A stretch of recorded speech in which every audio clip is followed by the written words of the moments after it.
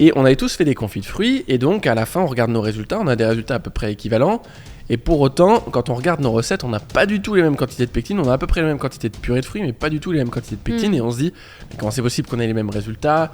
Alors ça veut dire que c'est du bullshit la pectine, on s'en fout de combien on en met, etc.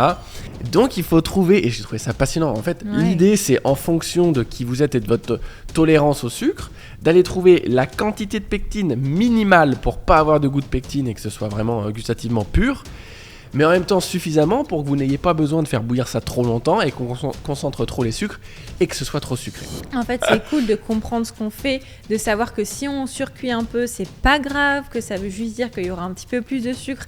Et en fait, c'est cool parce que ça nous permet d'adapter. Et c'est souvent ce qu'on dit avec les ateliers virtuels, c'est quand vous réussissez, super, vous ne savez pas pourquoi, et quand vous loupez, vous ne savez pas pourquoi non plus. Donc la fois d'après, c'est un peu la roulette russe où tu sais pas ce que tu as fait de bien, tu sais pas ce que tu as fait de mal. Par contre, on ajoute de l'acidité pour pouvoir baisser la quantité de pectine et que l'acidité, qui est un activateur naturel de pectine, puisse aider le gélifiant à fonctionner sans qu'on en mette trop.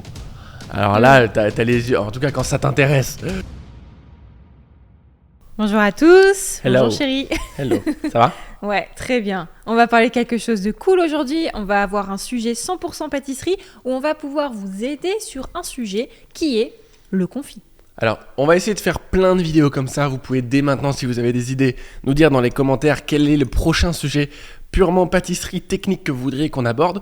Ouais. Aujourd'hui, on va parler des confits, effectivement. Alors, tu as une anecdote un peu particulière par rapport aux confits. Donc là, on parle de confit de fruits à base de purée de fruits, que ce soit de la purée industrielle, mais attention, elle est un petit peu sucrée. Ça, je tiens quand même à le dire parce que très souvent, on se dit, c'est du pur fruit. Non, il y a souvent 10% quand même dans les 10% de sucre ajouté dans les purées de fruits du commerce. Donc, il faut faire quand même un peu attention de désucrer peut-être le reste de votre préparation.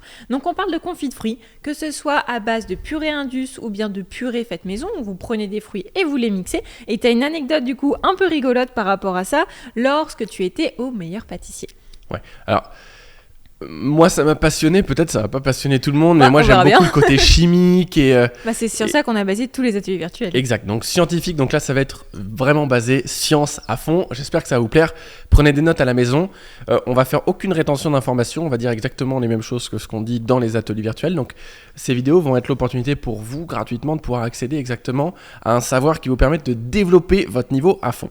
Donc la problématique, c'est que en fonction de la pectine, on pense beaucoup qu'en fonction de la pectine qu'on va utiliser, plus on va en utiliser, plus notre confit risque d'être collé, d'être gélatiné, et moins on va gélifié, et moins on va en utiliser, plus il va être souple, plus il va couler, moins il va être gélifié.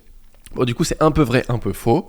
On était entre deux épreuves du meilleur pâtissier, je crois qu'on venait d'en terminer une. Et puis on était avec Valériane, Olivier, pour ceux qui se souviennent, Marianella, en train de discuter.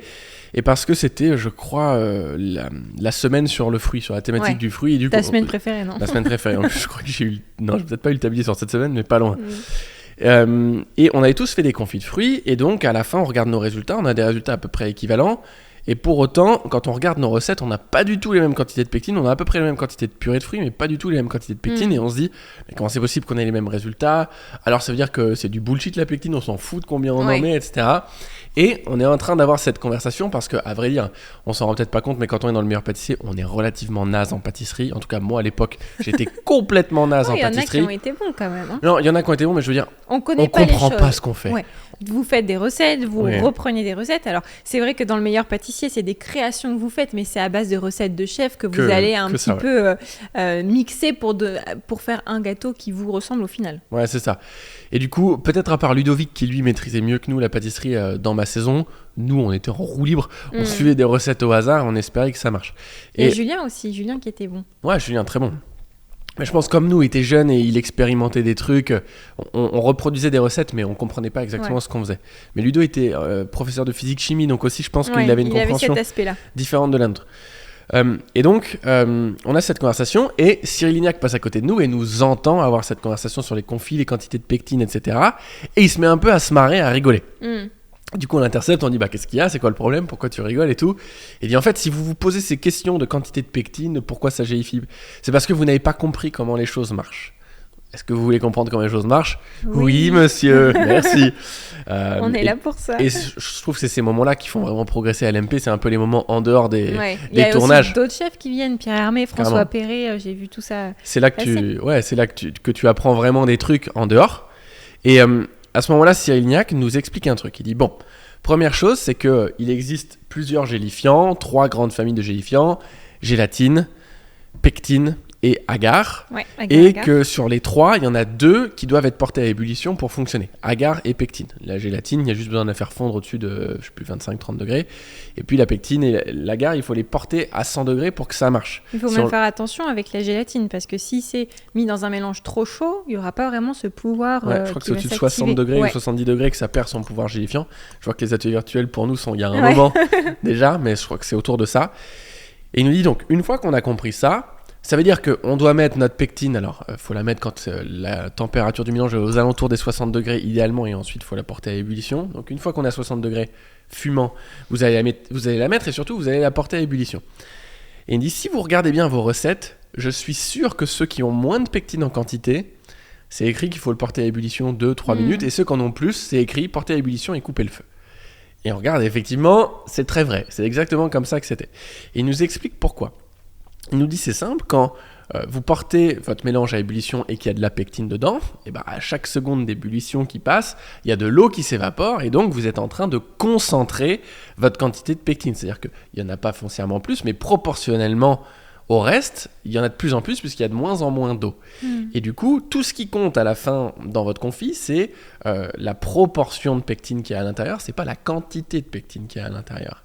Et il dit, ça commence à soulever plein de questions parce que du coup, on est tenté de se dire, je vais en mettre très très peu et je vais faire compoter longtemps, fumer longtemps pour que j'en ai peu, que j'ai peu de goût de pectine, mais qu'au final, avec l'ébullition, j'arrive à avoir la même texture en mettant moins. Il dit, c'est un peu vrai, mais en même temps, qu'est-ce qui se passe quand vous concentrez la pectine ? Vous concentrez aussi les sucres, puisqu'il y a des sucres dans cette purée, même si c'est du fruit naturel. Et donc, c'est bien beau de vouloir faire ça, mais au plus on la concentre, au plus notre confit va être sucré, voire au bout d'un moment, trop sucré. Donc, il faut trouver, et j'ai trouvé ça passionnant, en fait, l'idée, c'est en fonction de qui vous êtes et de votre tolérance au sucre, d'aller trouver la quantité de pectine minimale pour pas avoir de goût de pectine et que ce soit vraiment gustativement pur, mais en même temps suffisamment pour que vous n'ayez pas besoin de faire bouillir ça trop longtemps et qu'on concentre trop les sucres et que ce soit trop sucré. Et c'est pour ça qu'on ajoute un petit peu de jus de citron aussi. Alors j'ai cru comprendre que c'était, c'est ce qu'on a appris aussi, pour activer la pectine, que le jus de citron permet d'activer la pectine, donc elle a encore un meilleur pouvoir de gélifiant. Ouais, c'est ça. En fait, je pense qu'au-delà du jus de citron, c'est l'acidité qui active la pectine, donc souvent on met un filet de jus de citron. Et moi je croyais dans les recettes de confit que le jus de citron, et d'ailleurs on en parle à Cyril, et le jus de citron c'est pour rajouter du peps. Il dit c'est pas du tout pour rajouter du peps. On en met en très petite quantité. Ça change pas grand-chose gustativement au confit. Par contre, on ajoute de l'acidité pour pouvoir baisser la quantité de pectine et que l'acidité, qui est un activateur naturel de pectine, puisse aider le gélifiant à fonctionner sans qu'on en mette trop. Alors là, t'as les yeux, en tout cas quand ça t'intéresse. C'est hyper intéressant parce qu'en plus, quand on comprend ça, on sait ce qu'on fait. Et moi, c'est ça qui me passionne en pâtisserie. Juste refaire une recette, c'est pas forcément ce qui me plaît. Mais comprendre ce qui se passe chimiquement entre tous les ingrédients, les températures, les différences entre les gélifiants, etc., je trouve ça passionnant. Donc, le confit, une fois qu'il est fait, on va le mettre au frais et après, là, il est vraiment très gélatiné. Donc, ce qu'on vous conseille, c'est toujours de le redétendre, que vous prenez un fouet, vous le fouettez bien ou vous mixez au mixeur plongeant et là, vous allez avoir super texture. Quelque chose qui va être bien lisse, qui va être bien onctueux. Même si vous le mettez en insert, je vous conseille de ne pas le couler directement. Je sais que c'est un petit peu la façon... La méthode rapide. Ouais, la méthode rapide. On fait notre confit et à chaud, on va le couler dans notre insert. Moi, j'aime bien d'abord le faire prendre, comme les crémeux, et après, on va le détendre et on le poche à l'intérieur de notre insert. Là, je trouve qu'on a vraiment une texture qui est géniale. Je suis d'accord. Pour moi, un bon confit, c'est un confit qui est un peu trop pris quand on l'a sorti du frigo. Il faut qu'il soit comme ça. C'est un peu comme une pâte à choux. Une bonne pâte à choux, c'est une pâte à choux trop cuite, qui après va être réimbibée par la crème qu'on va mettre dedans. Là, il faut qu'ils soient un peu trop pris. Mixeur plongeant, je crois que c'est vraiment l'idéal. Comme avec les gels, comme avec les crémeux, les namelaka, c'est super de faire ça comme ça. Clairement. Et après, on les détend et là, on a une texture de dingue, même après congélation, parce que les confits, quand on les met en insert, c'est très bien coulé à chaud et tout, mais on a une plaque gélifiée, c'est pas terrible. Alors que quand on la mixe d'abord, une fois qu'elle a refroidi, qu'elle a pris, ou qu'on la fouette, elle va garder une texture très onctueuse au congélateur. Ça va pas avoir cet effet un peu de jelly élastique, en bouche, quoi. Ouais, carrément. Donc voilà, On a je pense que c'est intéressant. Je me rends pas compte en fait. C'est-à-dire que moi je suis tellement passionné par ces trucs-là que je trouve ça trop intéressant. Et j'ai passé tellement de temps à dire ouais, je mets un peu de citron dans mon confit parce que ça met un peps. Mais n'importe quoi. En fait, c'est cool de comprendre ce qu'on fait, de savoir que si on surcuit un peu, c'est pas grave, que ça veut juste dire qu'il y aura un petit peu plus de sucre. Et en fait, c'est cool parce que ça nous permet d'adapter. Et c'est souvent ce qu'on dit avec les ateliers virtuels, c'est quand vous réussissez, super, vous ne savez pas pourquoi, et quand vous loupez, vous ne savez pas pourquoi non plus. Donc la fois d'après, c'est un peu la roulette russe où tu sais pas ce que tu as fait de bien, tu sais pas ce que tu as fait de mal, et c'est en ça que je trouve que c'est passionnant de comprendre la pâtisserie pour que, s'il est trop gélifié, tu sais exactement pourquoi, tu sais que c'est pas forcément la quantité de pectine, mais peut-être le temps de cuisson que tu as utilisé. S'il est trop sucré par rapport à une fois avant, c'est peut-être parce que t'as pas mis assez de pectine, tu l'as trop laissé concentrer et le sucre est ressorti parce qu'il y a moins d'humidité dans le fruit. Enfin, je trouve ça passionnant. J'espère que ça vous passionne autant que nous. Dites-nous justement dans les commentaires ou si vous écoutez ce podcast, peut-être qu'il y a des commentaires, je sais pas comment ça se passe les podcasts, mais partagez avec nous si ça vous plaît d'avoir des astuces comme ça de pâtisserie, des astuces de compréhension. Et puis, dites-nous surtout quel sujet vous voulez qu'on aborde dans les prochaines vidéos. D'ailleurs, j'ai 2 astuces pour terminer. Si jamais vous vous rendez compte que votre confit, après l'avoir fait refroidir, il n'est pas assez pris ou alors il est trop pris. S'il n'est pas assez pris, il n'y a pas de problème. Genre, on le remet dans la casserole, on le refait bouillir 1-2 minutes et on le repasse au frais. Il n'y a pas besoin de recommencer un confit, juste on va le cuire un peu plus, on va évaporer un peu d'eau, on va concentrer la pectine et ça va fonctionner. Et si au contraire, il est un tout petit peu trop pris, même en le fouettant, on sent que c'est encore un peu élastique, un peu collé, on rallonge un tout petit peu de purée de fruits, on remixe le tout et on a un confit qui est nickel. Donc on perd pas son confit, on le jette pas, juste on le rectifie avec ces petites astuces simples. C'est pas comme la pâte à choux, là c'est difficile de rattraper. En tout cas, moi je sais pas encore comment rattraper la pâte à choux. Je trouve que la bonne texture d'un confit, c'est que quand à la fin de la cuisson sur la casserole, on voit que ça commence un petit peu à prendre. Et je vous conseille de pas mettre un feu trop fort parce que vous risquez de brûler un petit peu le dessous et que le dessus, il reste beaucoup d'humidité. Enfin, c'est pas quelque chose de bien homogène. En y pensant, pâte à choux, je sais comment on la rectifie. Si ça vous intéresse de savoir quand j'ai loupé ma pâte à choux, comment on peut la rectifier, mettez-nous ça dans les commentaires, on fera une prochaine vidéo là-dessus. Trop bien. Et écoutez, si ça vous a plu, on met des étoiles si on est sur le podcast, on met des pouces en l'air, des commentaires, vous faites tout ce que vous voulez. On s'abonne surtout, on appuie sur la petite cloche pour pas louper les prochaines sorties de vidéos. On va en faire de plus en plus, plusieurs fois tous les mois, des comme ça. Donc, mais on a besoin d'inspiration pour les sujets, parce qu'évidemment on a plein d'idées, mais c'est mieux si on fait un contenu qui est adapté à ce que vous avez besoin. Donc partagez-nous tout ça en commentaire et puis on se retrouve très vite dans une prochaine vidéo. Ciao tout le monde, bonne journée.